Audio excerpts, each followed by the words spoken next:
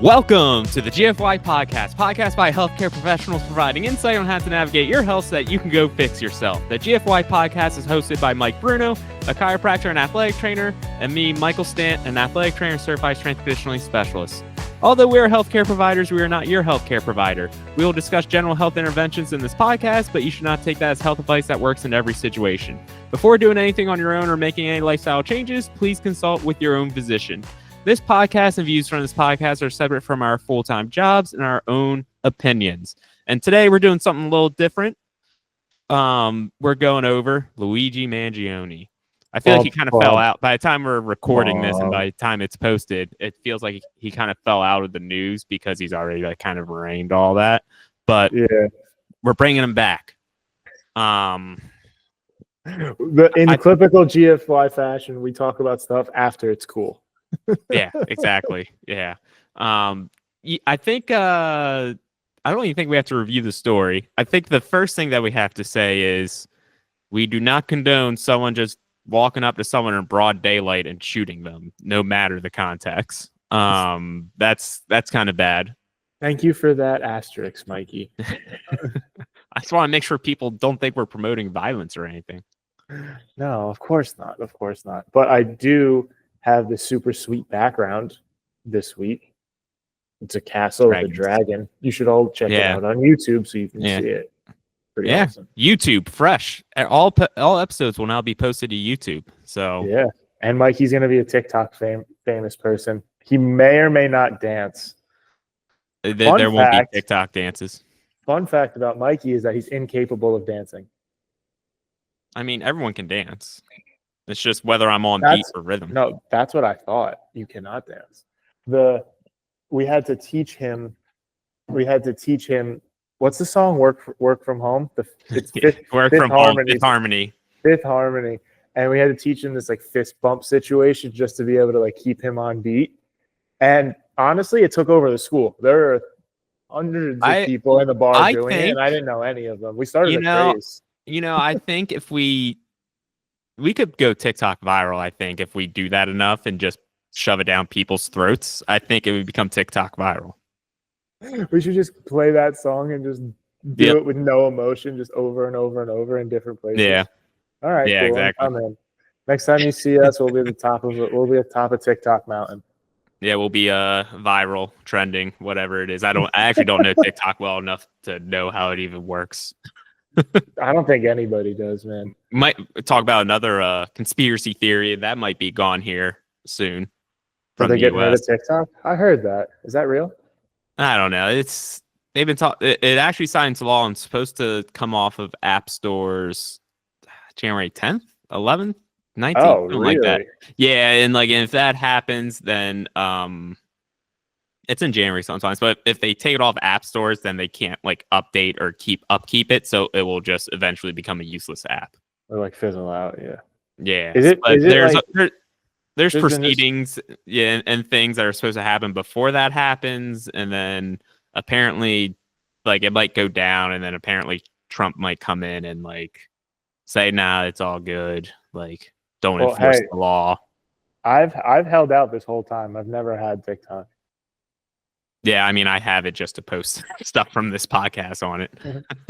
It's honestly crazy. It feels like that must have got popular after we graduated college, because I remember it was like we graduated college and then all of a sudden we were in grad schools and everyone was like, oh, you're on TikTok like this, that. I'm like, what is this? Never heard of it, but I think it was probably around while we were in college and we just didn't know. It became a drinking game in my household. When my mom says, I saw this on TikTok, everyone had to drink. We're wasted in 10 minutes. That's funny. Crazy. Yeah. All right, let's get this party started, man.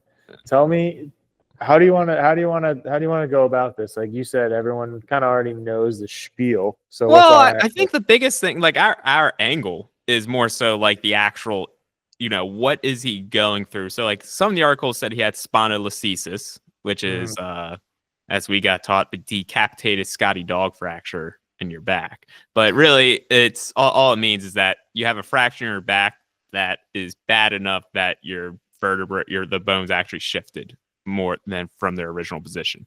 Is that how you would describe it, or would you describe it differently? Yeah, from like the like when people think of like their spine, like I don't think there's a really clear picture in a lot of people's heads between like there's the body of the vertebrae and then there's almost like an arch on the back of it where like that's where the spinal cord runs through.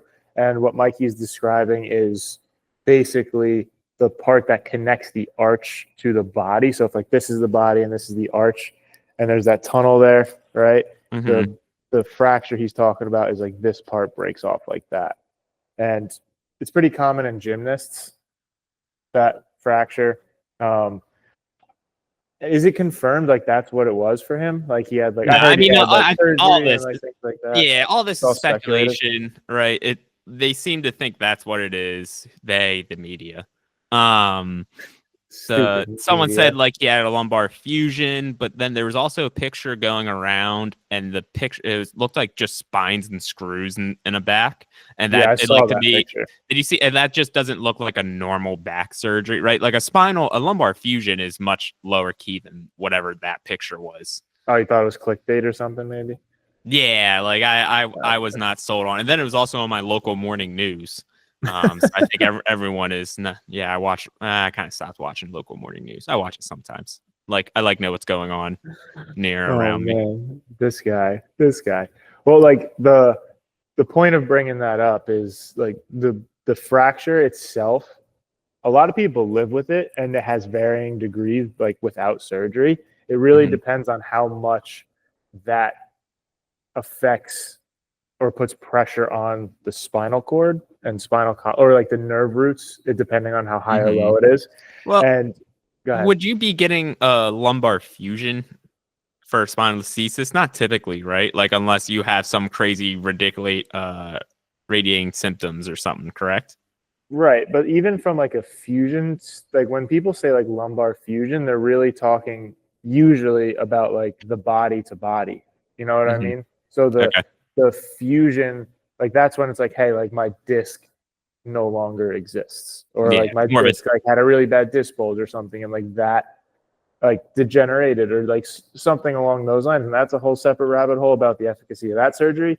But when people get like spinal fusions, that's what they're usually talking about. So him having the spondylolisthesis, which is the body breaking away from the arch, is very different than if they're talking about a true spinal fusion where it's like body to body. It wouldn't, they wouldn't, the surgery wouldn't fix the alleged problem. So tinfoil hat, number one right there.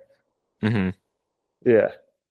But my understanding is that he had that injury to some extent, we don't know. And then his mom was also really experiencing some health complications, and there was a issue with her health insurance and everything. So like she couldn't get the help that she needed because the health insurance would not cover whatever.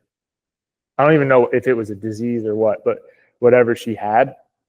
And that was where he became the vigilante we all now see in the papers. That's my understanding, at least. Gotcha. Yeah, I haven't seen. It's funny because I think people are probably fixating more on him for whatever reason, but I think there's even like United Healthcare.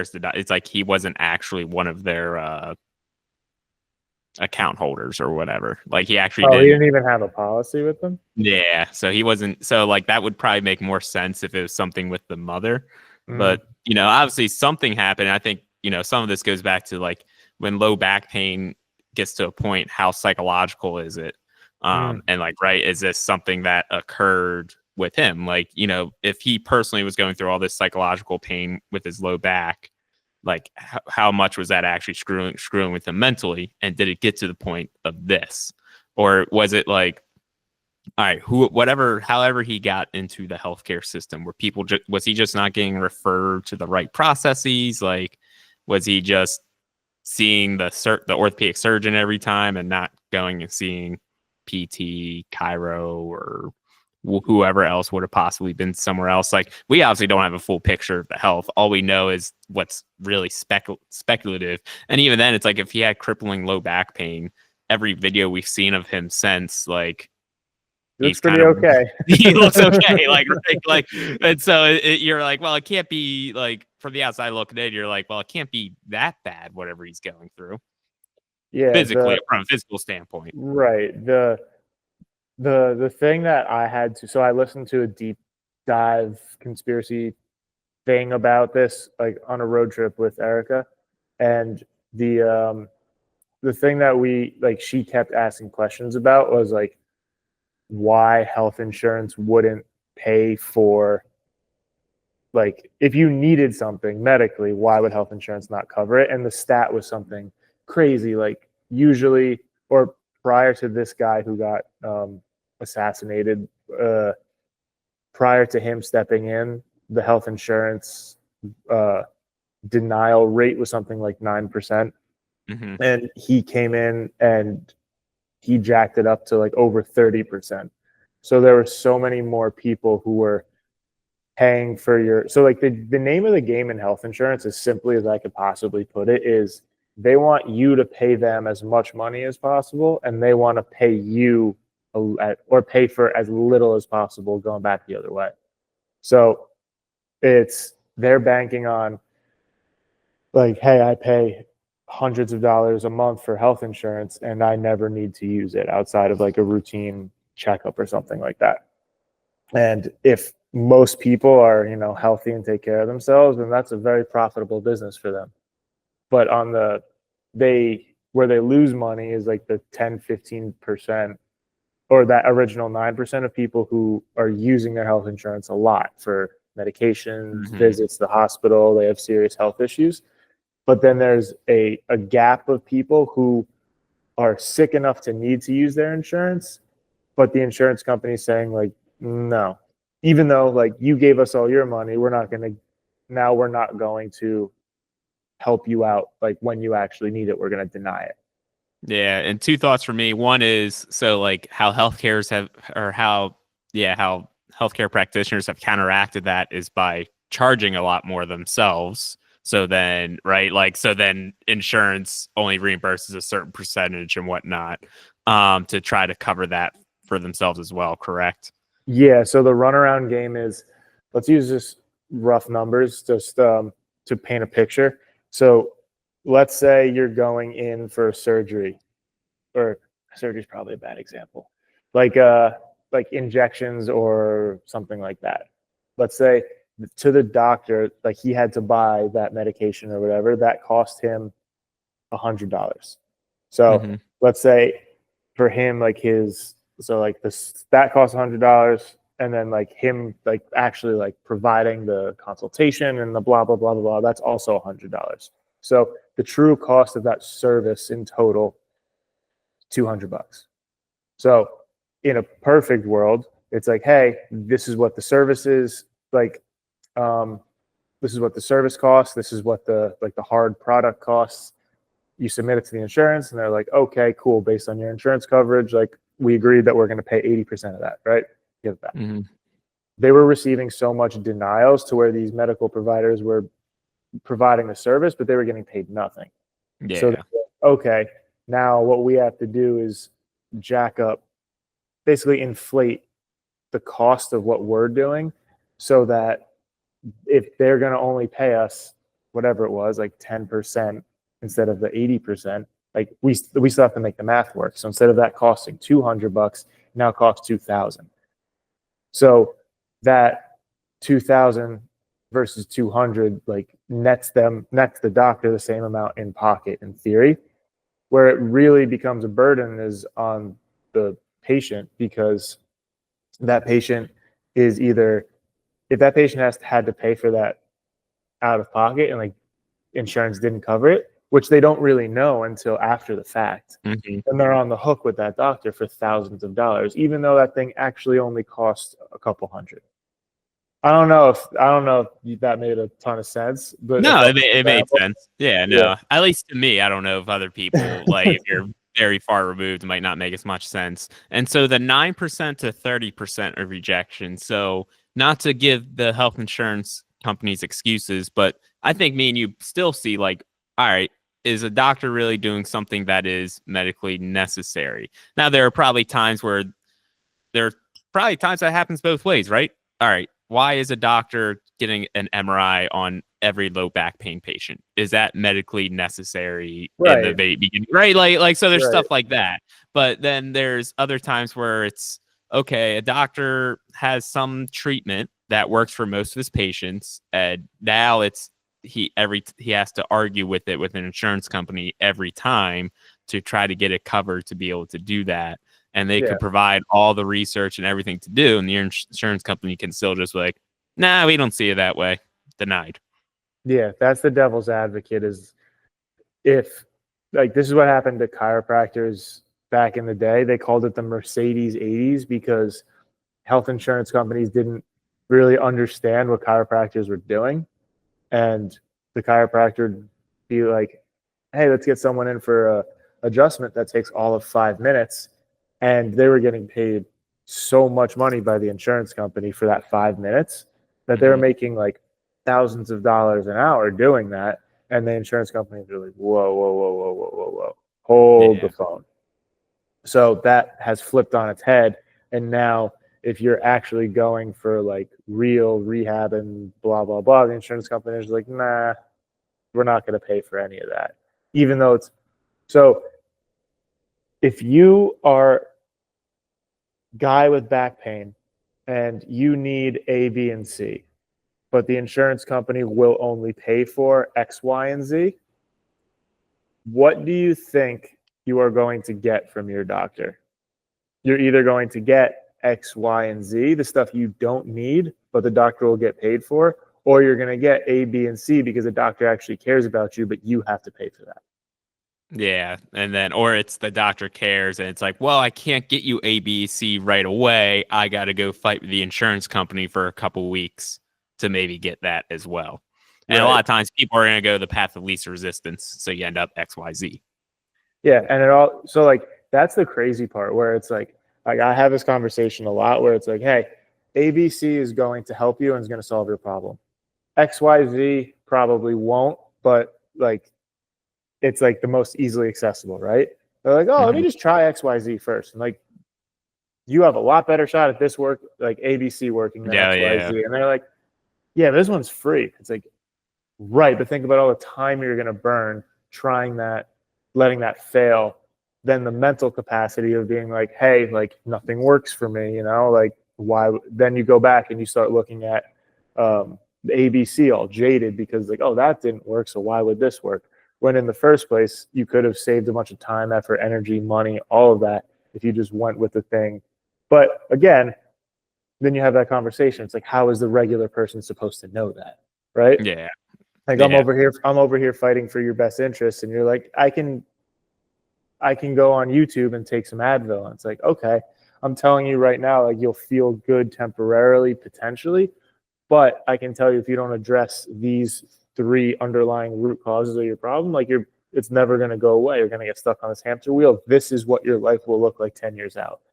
And then if people are like, okay, I totally understand that, I'm okay with that, it's your life, right? I feel like me and you need to put together like a calculator from like hey, if you invest now in your health, and yeah, we know that you're going cash based and it's going to stink up front, but if you actually get the appropriate treatment now, how much it's going to save you 5 years from now? Like, right. Like that's what people get stuck in is this never ending cycle of like going through insurance and there's still co-pays and whatnot, but like how much time are they losing with all those visits? I get annoyed having to go to the car dealership or a mechanic all the time and sitting there and just thinking about like, this is a waste of time. I'm not making money theoretically sitting here, or maybe I had to take PTO in order to actually hit that appointment. So that's something else to think about. Yeah, there's a quote that's something along the lines of everyone's going to pay for their health. You just get to pick how and when. So you can pay for it now in time and just keep trying thing after thing after thing after thing and it not really working and you getting more and more frustrated and blah, blah, blah. Or you can pay for it in money, right? Like there's a reason why things cost different, right? $200,000 house versus $1 million house. You can, even without me saying a single thing more, you can imagine which house is nicer, right? So that is a hard conversation to have a lot of the times because it's not a house and it's pain. That stuff is very complex. It has a lot of factors, and there is no guarantees. You buy $1 million house, you're getting that house in return. You could spend all this money on your health out of pocket, and it could potentially not work, right? But what I always say is you win or you learn, right? This is like your best shot moving forward. And the best case scenario, you get exactly what you want. Worst case scenario, you learn and you know exactly what doesn't work for you. So as long as you're in the mentality of, I will figure this out, there is an option out there for you. It's just, you have to be willing to put yourself out there and take that risk. The insurance company route and the basic route and the look it up on YouTube and stuff, that's lower risk to your pocket, but higher risk to your time. Yeah. And so, right, there's still an important thing for insurance to exist, especially, accidents and major healthcare things, cancer and things like that. But I want to put this number for you. So my dad, cancer treatment, all that. And after 1 year, I don't know what it's called, but it tells you how much you build insurance and what's reimbursed. I don't know what it actually is. So for his cancer treatment, the doctors, everything he went through, billed insurance $4 million, and it paid out, and the insurance paid out $1 million. So even from that standpoint, insurance is only paying out 25%, I guess, of what, and I think that's probably almost equal across the board, depending on what the treatment is and what the insurance is, right? That was Medicare. And so it all kind of depends on what the insurance is and whatnot. But that right there kind of tells you how inflationary the health insurance game is, or even healthcare is in the US. Everything just kind of seems to be a made up value. Yeah, it's the wild, wild west. It's the wild, wild west. The conversation that I have is service-based care versus outcome-based care. So service-based care being, hey, I'm going in for an oil change and I know that I'm going to come out with an oil change. I know it's going to be $100 or whatever it is, right? An outcome-based thing is hey, my car engine or my car doesn't start. I don't know what's wrong with it. My car's not working, right? So you bring it in, and then the guy comes out and he's like, hey, it's your starter, it's your this, it's your that. It's going to cost this, right? Don't forget the diagnostic fee. Don't forget the diagnostic fee. And then you're like, oh wow, I wish this was an oil change fix, but it's clearly not. There's other things wrong. So you could pay I don't even know if the guy would let the mechanic would even take you. If it's hey, I know you said I need a new starter and new tires and new spark plugs or whatever. I don't know cars that well, but I need all this stuff fixed in the car. But can you just oil change it and see if that works? That'd be the same thing, which sounds insane. You know what I mean? Yeah, I mean that's not how that would work in that situation. So but it's hey, I can do the oil change for you, but it won't fix your problem. Or you can go to someone who will change your oil, right? But your car still won't start. And that's what people are doing in the healthcare world. They're okay, I need A, B, and C, but can you just change my oil real quick and maybe that will fix it? And I'm over here as a mechanic and no, it won't. Yeah. And if you keep driving your car like this, this is what's gonna happen. And they're all right, and that's when you have to and when you explain it that way, it's all communication at the end of the day. So it's if you're able to explain it in a way that first person really needs to be in a mindset where it's it's not hey, I should do this now, right? So back to the oil change, 3,000 miles is the gold standard, right? Yeah, it's 10,000 now with synthetic oil and whatnot, but go ahead. Crazy. All right, so let's just say 3,000 is the number. When you're coming up on 2,500, 2,700, you're yeah, I probably should get my oil changed. Then maybe you go a little bit over, you're 3,500, 3,700. It's I probably should get it changed still. then you look down and it's like 6,000 and you're like, oh, I need to do this today or else there's serious consequences. That's when people make changes. So if you're able to have that conversation with somebody where you're like, you should go get your oil change at 2,700 so you don't have that 6,000, like, oh crap. Like, some people are ready to have that conversation, some people aren't. But at the end of the day, it's your health, it's your decision, making the choice that's best for you, as long as you have all the information. Yeah, I mean, I think me and you are kind of in the same boat too. Like, we want to prehab our health. Like, I'll be personally honest, just even us having this conversation, I'm like, yeah, I want to do whatever I can to not get lost in the healthcare system or insurance, right? It just seems like all this stuff going on. I'm going to do my research and do what I know will make sure that I don't have to go see anyone for low back pain, knee pain, or that even goes all the way down to like, I'm a pretty conservative driver these days. I turn on my cruise control in the right lane and go 65 miles per hour on the highway. Like, I will hedge whatever bet to make sure that I don't end up having to utilize my health insurance, essentially. Dude, talking about health insurance, I just did the whatever it's called, the marketplace. Like, when you have to, yeah. But so, like, being self-employed, you have to like buy your own health insurance. Yeah. And the way that they do it, it's based off what you estimate you're going to make in that coming year. So I had to estimate what I was going to make in 2025. So I was like, oh, let's run a quick experiment.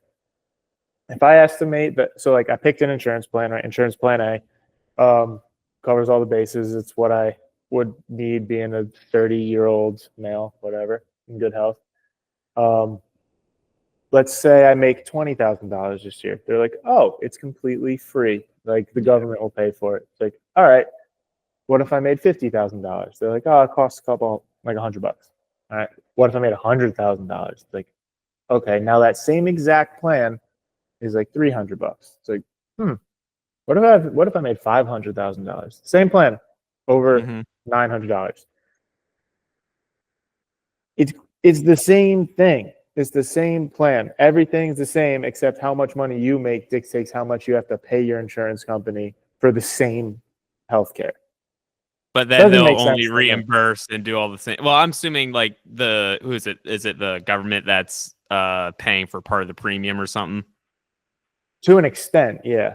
But like depending on how much you make. Yeah. Yeah. So like after a certain level, let's call it like the $100,000 line, the government will stop helping you at that line.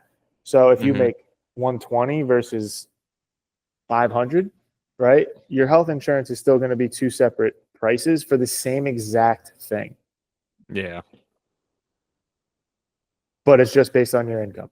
So like that part doesn't, like, when we're talking about like service versus outcome based, it's like, you're telling me I have to, like, if you and me walked into wherever and it's like we both tried to buy the same exact service, right? Or like we went to McDonald's and got a cheeseburger, and yours was $5 and mine was $500 just because I'm a millionaire, right? Like, that doesn't make any sense. Like, if it's a service, the product is the product, right? It shouldn't be any different. Yeah. No, yeah. I knew about health insurance because back when I was in grad school, I used a marketplace. And it was like, oh, it's free for you. I was like, oh, okay. Like, at that time, that was cool. But like, that's because I truly didn't make anything. But yeah, no, like when you're off on your own and you're having to do it, you're just like, it does come like, wait, I get penalized for making more. Sometimes it doesn't make sense. And like, obviously, yeah, okay, you make more, so you should pay more. Like, maybe give a little bit more to taxes or something, whatever, so you help everything else. But like, from when the product is the same no matter what, yeah, that would be you like saying, all right, you had two people come to you and you tell one person you charge this and the other person you charge that, but they both are essentially getting the same service from you. Like, I don't think you could actually run your business that way successfully.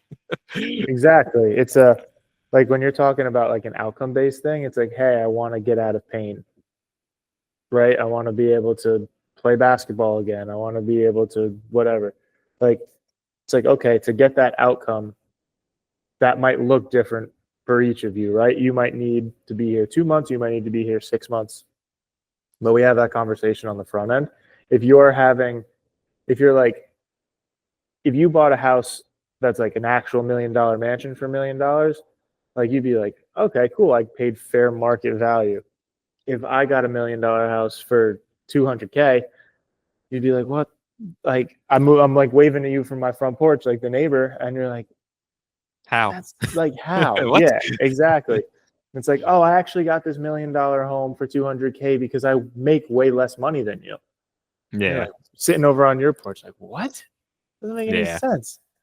So, for me, I don't know how much your insurance premium is going to end up being, but that's like in your self-employment aspect. That's where it's like, well, I'm putting all my money into I guess at that point I would get a high deductible account, put stuff into an HSA and do that instead, because at least with an HSA account, you can kind of still put that through like preventative work that you believe in more so than, going to get a physical once a year where they just go, you good? Yeah. Okay. And then like you kind of move on. I go to physicals and I ask for blood work, and then I start telling them what blood work I would like. Do they listen? They usually won't give me like complete blood count, but I can always convince them to do the metabolic panel. Oh, yeah, nice. Because I want to like make sure my cholesterol and all that are at good ranges. Because right, if I'm 30 years old doing all the running I do, my LDL's high, that just doesn't make sense. So I need to figure it out. Oh man, what do people do when they don't have? And like that's the hardest part. It's the whole reason we started this podcast, where it's like people don't know to do that. Right, exactly. Like you and me know enough to be dangerous, so to speak, and still get frustrated with how complex and confusing the medical system is. Yeah. Oh yeah. Yeah. I still get lost. I mean, like, right. I think it's also we started because we're also both in professions. Well, you're in a profession that was more health insurance related, but now you're cash based for the exact reason of health insurance screws it all up.